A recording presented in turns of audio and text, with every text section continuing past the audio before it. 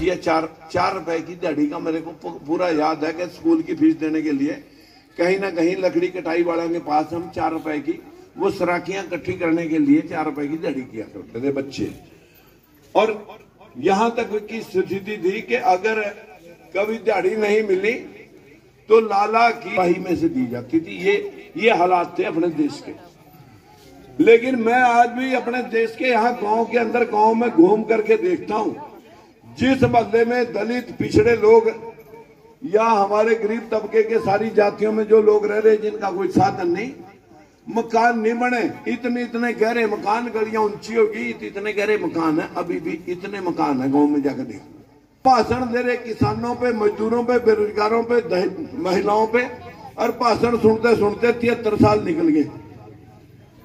73 साल निकल गए। 70 करोड़ थी, चीन की 90 करोड़ थी। चीन ने अपने देश में मशीनरी बेच के जाता है हमारे से आधे रेट पे। मैं अभी पिछले 4 महीने पहले 3 मशीनें मंगाई थी। यहाँ 6.5 करोड़ की दे थे लोग, और वहां से 3 करोड़ में 3 आ गई। ये है हाल हमारे देश के लोगों का और हमारे दूसरी इस देश की उत्पत्ति का। इन भाषणों से कुछ नहीं होना। अगर भाषण सुनना है तो मैं आपको जो है ना थोड़ी सी इस बात के बारे में कहूंगा। हमारे देश को लोग सोने की चिड़िया कहते थे। सोने की चिड़िया आसमान में नहीं उड़े थी।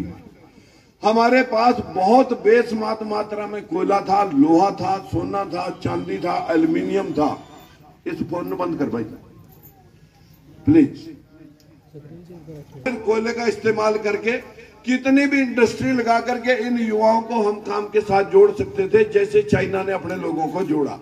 उन्होंने आबादी कंट्रोल की, इंडस्ट्री लगाई, और सारे पूरे विश्व के बाजारों पर आज चीन के लोगों का कब्जा है।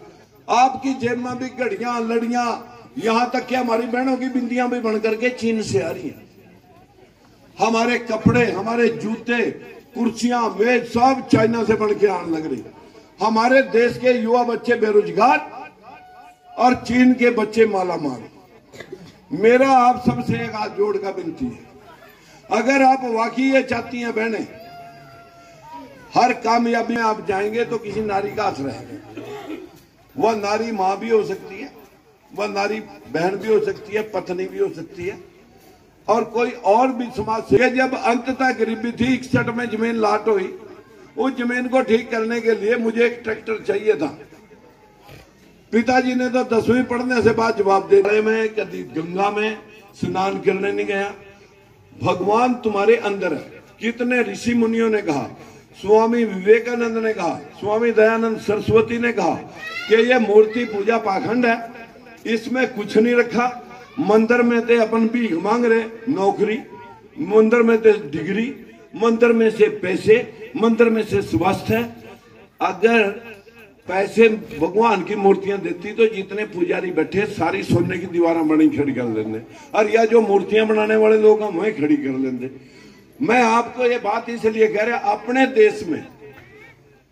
देश में इंडस्ट्री नहीं लगाई देश के नेताओं ने, पढ़े लिखे लोगों ने अपने देश में इंडस्ट्री लगानी चाहिए थी। हमने तो आदि कालों में भी 33 करोड़ देवी देवताओं के मंदिर बनाए, और आज भी मंदिर बनाते रहेंगे तो अंधविश्वास फैलेगा। अंधविश्वास फैलेगा तो लोग काम काज छोड़कर मत्थे रगड़ने शुरू रखेंगे। काम से भला होना।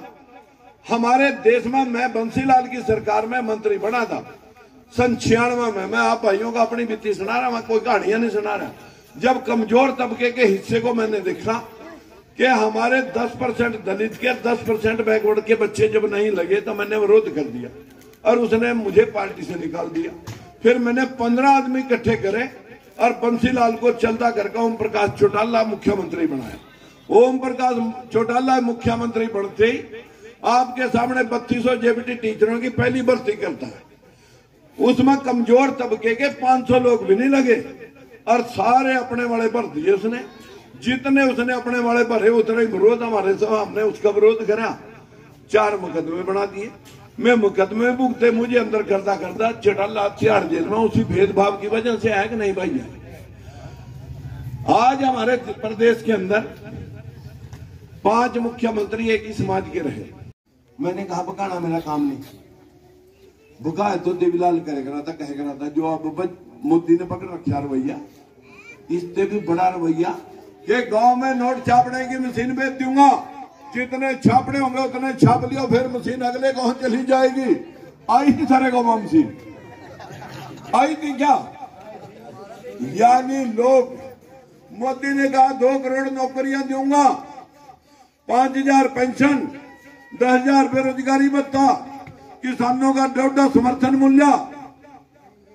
ने घोषणा पत्र की बातें बता रहा मैं, घोषणा पत्र की बात बता रहा। 2 करोड़ लोग बेरोजगार हो गए, सारी इंडस्ट्री ठप होगी, सारी इंडस्ट्री ठप होगी। मैं खुद 4 महीने बंद रही, मैं खर्चा दिया कैसे मुझे पता है। मैं अपने भाइयों से बहनों से वहां से पैसे लेकर तुम्हारी लड़ाई लड़ रहा हूं। घर छोड़ करके मेरे घर के सारे बागी हो गए मेरे से, बोले कहां गए तेरे दलित पिछड़े, कहां गए जो न नौन चौधरी बन रहे थे।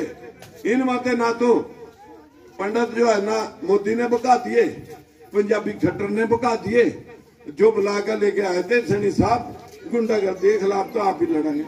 सब आप अपने रास्ते पहुंच गए, मैं कल्या खड़ा पिट रहा। गुआना की बात है, पिछले इलेक्शन में किसी ने तरस तो नहीं आया कि भी एक आदमी गुंडागर्दी के खिलाफ जिस पे 5-5 करोड़ की सुपारियां रखी लोगों ने, 20-20 किले की। पता है तुम्हें सबको, सुनी होगी कि नहीं सुनी होगी। मेरी आपसे विनती है, मेरा पैसा खेती का है, मेरा पैसा इंडस्ट्री का है, मेरा पैसा राजनीति का नहीं है। मैं अपनी बहनों से विनती कर रहा हूं, सबसे ज्यादा जाति तुम्हारे पर होती है, दूसरी जाति किसान और मजदूर पे होती है। या तो देश को तुम संभालो, वोट तुम्हारे को दे रखी है, तुम्हारा फर्ज है या नहीं देख करके वोट डालना, तुम्हारा फर्ज है। ने चोर कहां से आए, झूठे और मक्कार लोग कहां से आए? तुम लोग झूठ के पीछे भागते हो, और झूठ जो ज्यादा बोल जाता है आप लोग उसके पीछे पीछे पैर तो बैठे बिठाए खाने में मिला। ईमानदारी से बताओ, इस देश का नाश करा किसने?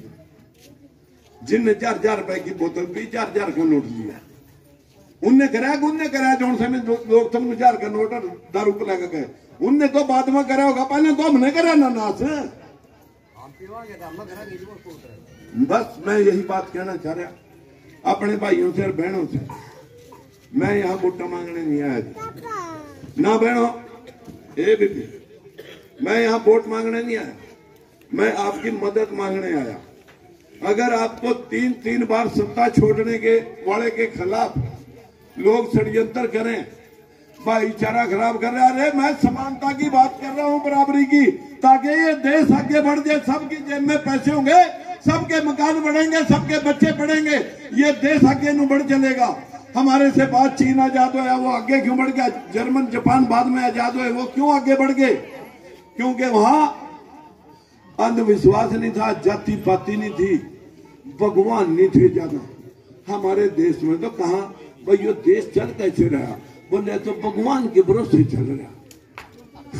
यही है ना बात, भगवान अपनी अंतरात्मा शुद्ध कर दो। गलत कह रहे हो तो मैंने अगर कोई बात गलत कही हो, वो जिसको गलत लगी हो हाथ खड़ा हो जाए। मैंने इस देश की राजनीतिक परिवेश के ऊपर भाषण दिया, मैंने राजनीतिक बात बताई।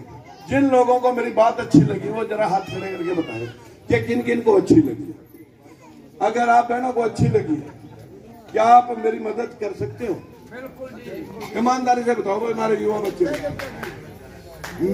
मैं कल्ला हूं, दूसरी पार्टियों के पास ही टिकट मिलते ही गांव के अंदर 100 आदमी छोड़ देंगे, 100।